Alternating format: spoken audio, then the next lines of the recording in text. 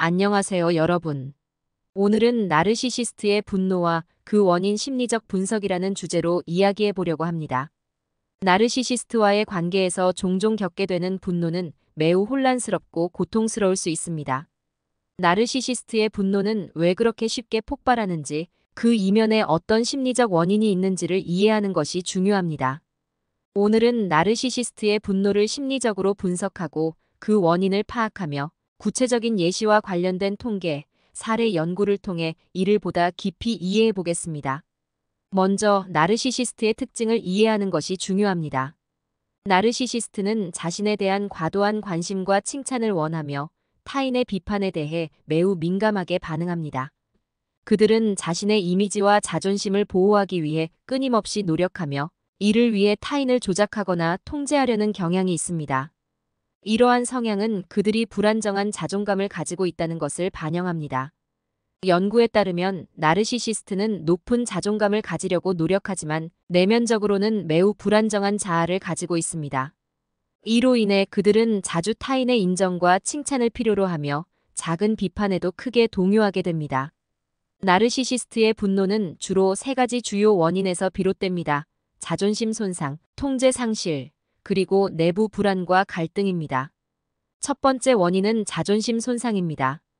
나르시시스트는 자신의 자존심을 매우 중요하게 생각하며 타인의 비판이나 거절에 대해 극도로 민감하게 반응합니다.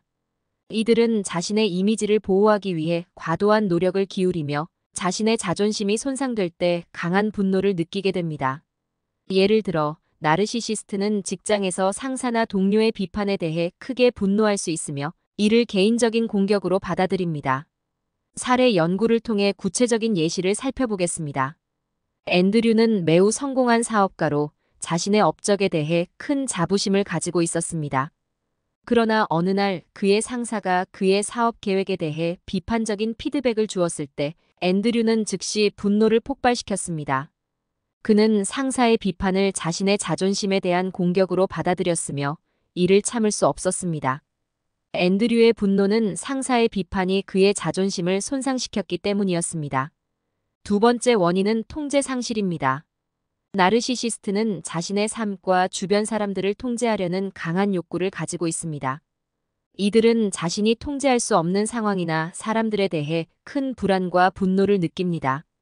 통제를 잃는 상황에서는 자신이 무력하다고 느끼며 이는 강한 분노로 표출됩니다. 예를 들어, 나르시시스트는 가족 구성원이 자신의 기대에 부응하지 않을 때 큰 분노를 느낄 수 있습니다. 통계적으로도 많은 나르시시스트들이 통제 상실에 대한 두려움과 분노를 경험한다는 것을 알 수 있습니다. 미국의 한 연구에 따르면 나르시시스트들은 자신이 통제할 수 없는 상황에서 큰 스트레스를 느끼며 이는 종종 분노로 이어진다고 합니다. 이 연구는 또한 나르시시스트들이 통제를 유지하기 위해 타인을 조작하려는 경향이 있다는 것을 시사합니다. 세 번째 원인은 내부 불안과 갈등입니다. 나르시시스트는 내면적으로 깊은 불안과 갈등을 겪고 있습니다. 이들은 자신의 가치를 끊임없이 확인하려 하며 타인의 인정을 통해 자신의 자존감을 유지하려 합니다. 그러나 내면의 불안과 갈등이 심해질 때 이는 강한 분노로 표출될 수 있습니다. 예를 들어, 나르시시스트는 자신의 불안과 갈등을 외부로 투사하여 타인을 비난하거나 공격할 수 있습니다. 이제 우리는 나르시시스트의 분노를 이해하고 이를 통해 그들과의 관계에서 자신을 보호하는 방법에 대해 알아보겠습니다. 첫 번째로 중요한 것은 나르시시스트의 분노를 개인적으로 받아들이지 않는 것입니다. 나르시시스트의 분노는 그들의 내면적인 문제에서 비롯된 것이므로 이를 자신의 잘못으로 여기지 않는 것이 중요합니다. 예를 들어, 그들이 비판적이거나 공격적인 태도를 보일 때 이를 자신의 잘못으로 받아들이기보다는 그들의 문제에서 비롯된 것임을 이해하는 것이 필요합니다. 두 번째로 중요한 것은 명확한 경계를 설정하는 것입니다. 나르시시스트는 타인의 경계를 무시하고 자신의 욕구를 충족시키기 위해 타인을 조작하려는 경향이 있습니다. 따라서 그들과의 관계에서 명확한 경계를 설정하고 이를 지키는 것이 중요합니다. 예를 들어, 그들이 당신의 개인적인 공간이나 시간을 침범하려 할 때 단호하게 거절하고 자신의 경계를 지키는 것이 필요합니다. 이는 그들이 당신을 조작하거나 통제하지 못하게 하는데 중요한 역할을 합니다. 세 번째로 중요한 것은 자신의 감정을 인정하고 받아들이는 것입니다. 나르시시스트와의 관계에서 겪은 고통과 상처를 부정하거나 억누르지 말고 이를 인정하고 표현하는 것이 중요합니다. 예를 들어 일기를 쓰거나 신뢰할 수 있는 친구와 대화하는 것이 도움이 될 수 있습니다. 이렇게 자신의 감정을 표현하면 그 감정을 보다 명확하게 이해하고 치유할 수 있는 첫걸음을 내디딜 수 있습니다. 네 번째로 중요한 것은 전문가의 도움을 받는 것입니다. 나르시시스트와의 관계에서 생긴 상처는 혼자서 해결하기 어려운 경우가 많습니다. 이럴 때는 심리 상담사나 정신과 의사의 도움을 받는 것이 중요합니다. 전문가의 도움을 통해 자신의 감정을 보다 깊이 이해하고 치유하는 방법을 배울 수 있습니다. 예를 들어 인지행동치료나 심리치료는 나르시시스트로 인한 트라우마를 치유하는 데 효과적인 방법입니다. 또한 나르시시스트와의 관계에서 벗어나기 위한 또 다른 방법은 자신을 돌보는 것입니다. 나르시시스트와의 관계에서 받은 상처와 스트레스를 치유하기 위해서는 충분한 휴식과 자기 돌봄이 필요합니다. 예를 들어 스트레스를 해소하기 위한 운동이나 취미 활동을 통해 자신을 돌보는 것이 중요합니다. 또한 건강한 식습관과 규칙적인 수면도 트라우마를 치유하는 데 큰 도움이 됩니다. 마지막으로 나르시시스트와의 관계에서 얻은 교훈을 바탕으로 자신을 성장시키는 것도 중요합니다. 나르시시스트와의 관계에서 겪은 어려움과 고통을 통해 자신을 돌아보고 보다 성숙하고 강한 사람이 되는 기회로 삼는 것이 중요합니다. 예를 들어 자신을 더 잘 이해하고 자신의 감정과 욕구를 명확하게 표현하는 방법을 배우는 것이 도움이 될 수 있습니다. 또한 나르시시스트와의 관계에서 얻은 교훈을 바탕으로 앞으로의 관계에서 더 건강한 소통과 경계를 설정하는 것이 중요합니다. 이제 우리는 나르시시스트의 분노를 이해하고 이를 통해 그들과의 관계에서 자신을 보호하기 위한 구체적인 방법들을 더 자세히 알아보겠습니다. 먼저 나르시시스트의 분노를 개인적으로 받아들이지 않는 것이 중요합니다. 나르시시스트의 분노는 그들의 내면적인 문제에서 비롯된 것이므로 이를 자신의 잘못으로 여기지 않는 것이 중요합니다.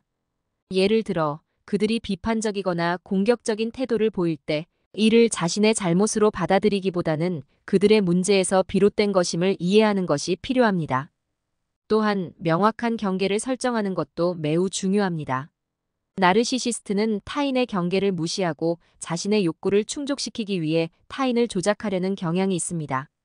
따라서 그들과의 관계에서 명확한 경계를 설정하고 이를 지키는 것이 중요합니다. 예를 들어 그들이 당신의 개인적인 공간이나 시간을 침범하려 할 때 단호하게 거절하고 자신의 경계를 지키는 것이 필요합니다. 이는 그들이 당신을 조작하거나 통제하지 못하게 하는데 중요한 역할을 합니다. 자신의 감정을 인정하고 받아들이는 것도 중요합니다. 나르시시스트와의 관계에서 겪은 고통과 상처를 부정하거나 억누르지 말고 이를 인정하고 표현하는 것이 중요합니다. 예를 들어 일기를 쓰거나 신뢰할 수 있는 친구와 대화하는 것이 도움이 될 수 있습니다. 이렇게 자신의 감정을 표현하면 그 감정을 보다 명확하게 이해하고 치유할 수 있는 첫걸음을 내디딜 수 있습니다. 또한 전문가의 도움을 받는 것도 중요합니다. 나르시시스트와의 관계에서 받은 상처는 혼자서 해결하기 어려운 경우가 많습니다. 이럴 때는 심리 상담사나 정신과 의사의 도움을 받는 것이 중요합니다. 전문가의 도움을 통해 자신의 감정을 보다 깊이 이해하고 치유하는 방법을 배울 수 있습니다. 예를 들어 인지행동치료나 심리치료는 나르시시스트로 인한 트라우마를 치유하는 데 효과적인 방법입니다. 나르시시스트의 분노를 이해하는 것은 그들과의 관계에서 자신을 보호하는 데 중요한 역할을 합니다. 그들의 분노는 주로 자존심 손상, 통제 상실, 그리고 내부 불안과 갈등에서 비롯되므로 이를 이해하고 적절히 대처하는 것이 필요합니다. 통계적으로도 많은 사람들이 나르시시스트의 분노를 이해하고 이를 통해 그들과의 관계에서 자신을 보호하기 위해 이러한 방법들을 사용하고 있습니다. 미국의 한 연구에 따르면 감정적 학대에서 회복하는 데 필요한 가장 중요한 요소는 자기 돌봄과 정서적인 지지라고 합니다. 이 연구는 또한 전문가의 도움을 받는 것이 회복 과정에서 매우 중요하다는 것을 시사합니다.